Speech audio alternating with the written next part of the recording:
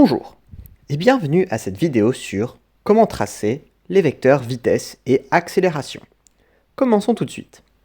D'abord, petite clarification par ce qu'on veut dire par vitesse. Dans cette vidéo, quand on dira vitesse, on veut dire la vitesse instantanée. C'est la dérivée, ou en termes plus courants, le taux d'accroissement, de la position en un point donné. C'est représenté par un vecteur tangent à la trajectoire en ce point. La vitesse moyenne, quant à elle, est la distance totale parcourue divisée par le temps écoulé. C'est une moyenne, quoi. Parlons du vecteur vitesse. Comme on a dit, celui-ci est toujours tangent à la trajectoire. Évidemment, si on a une chronophotographie, en d'autres termes une collection de points, avec un temps tau égal entre eux, ce n'est pas la même chose qu'une courbe. Il n'y a pas moyen de faire une tangente, mais donc on approxime en prenant un point avant, un point après. Vous verrez juste après. Ok, rapidement, un rappel. Encore un rappel, très important. Il ne faut surtout pas confondre un vecteur qui a un sens et une direction et la norme de ce vecteur, en gros sa longueur, qui est juste un nombre positif. On peut parler d'un vecteur vitesse et de la norme de cette vitesse, comme on peut parler du vecteur accélération et de la norme de l'accélération. Mais il est important de bien les distinguer. D'ailleurs, pour noter une norme, on peut soit écrire le vecteur entre double barres, soit on l'écrit sans flèche.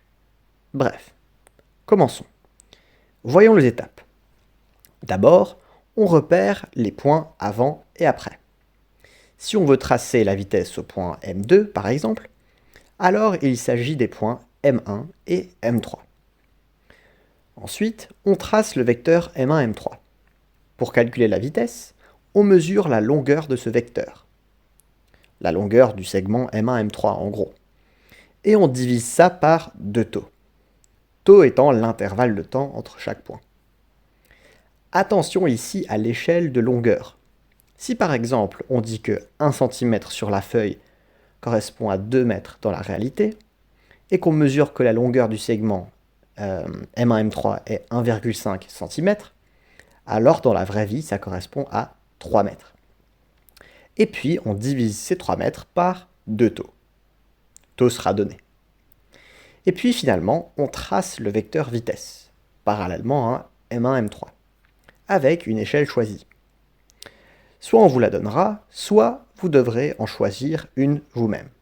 Dans tous les cas, ce qui importe, c'est qu'on voit le vecteur, sans qu'il dépasse la feuille non plus. Et voilà, vous avez tracé votre vecteur vitesse.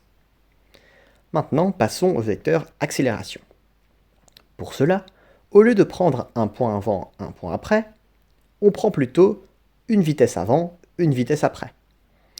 Donc, pour tracer l'accélération au point M3, on aura besoin des vitesses V2 et V4.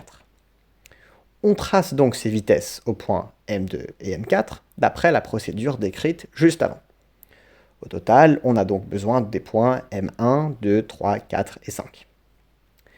On voit dans la formule qu'on a la vitesse après moins la vitesse avant.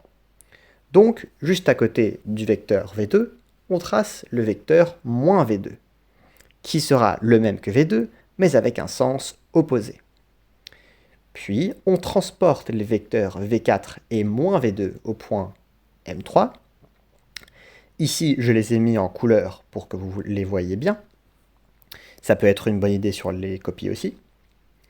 Il faut bien faire attention de les tracer de manière parallèle et avec la même longueur. Pas la même longueur que l'original, le vecteur original. Et puis, pour avoir le vecteur différence de vitesse, delta V3, égale à V4 moins V2, on doit juste additionner ce qu'on vient de tracer. Pour calculer l'accélération, on doit mesurer ce delta V3, le vecteur différence de vitesse, et puis on utilise l'échelle de vitesse que l'on a établie dans la partie avec les vitesses pour convertir de centimètres sur la feuille en mètres par seconde. Et puis, reste à diviser par 2 taux pour avoir la norme de l'accélération au point M3. Finalement, on peut tracer A3 avec une échelle choisie. Ici, je ne l'ai pas fait, ce vecteur aurait le même sens et la même direction que delta V3, puisqu'on ne fait que diviser par deux taux. Ok, passons maintenant à un exemple concret. Prenons la trajectoire circulaire suivante. Le temps entre chaque point de la chronophotographie est 1 seconde, et l'échelle des longueurs est 1 cm pour 2 mètres. On nous demande de calculer l'accélération au point M3. Pour ça, souvenons-nous de la formule A3 égale V4 moins V2 sur 2 taux. On a besoin de la vitesse avant et de la vitesse après. Commençons par la vitesse en M2. On repère les points avant et après, M1 et M3. On trace le segment M1, M3. Pour calculer la norme de la vitesse en M2, on a besoin de la longueur. PowerPoint me dit que ça fait 11,6 cm, ce qui correspond à 23,2 mètres dans la vraie vie. Reste à diviser par deux taux. On a vu que V2 égale 23,2 mètres, divisé par 2 fois 1 seconde, est égal à 11,6 mètres par seconde. On prend comme échelle de vitesse 1 cm correspond à 2 mètres par seconde, donc V2 sur la feuille a pour longueur 5,8 cm. Une fois de plus, quelle échelle on choisit, ça n'a pas d'importance. L'important, c'est de garder la même échelle. Et que ce soit pas trop grand ou trop petit. Ok, on répète avec V4. On repère les points avant et après, M3 et M5. On trace le segment M3, M5. On se souvient qu'on va de M3 vers M5. On mesure cette longueur, M3, M5. On obtient 11,4 cm, donc 22,8 mètres dans la vraie vie.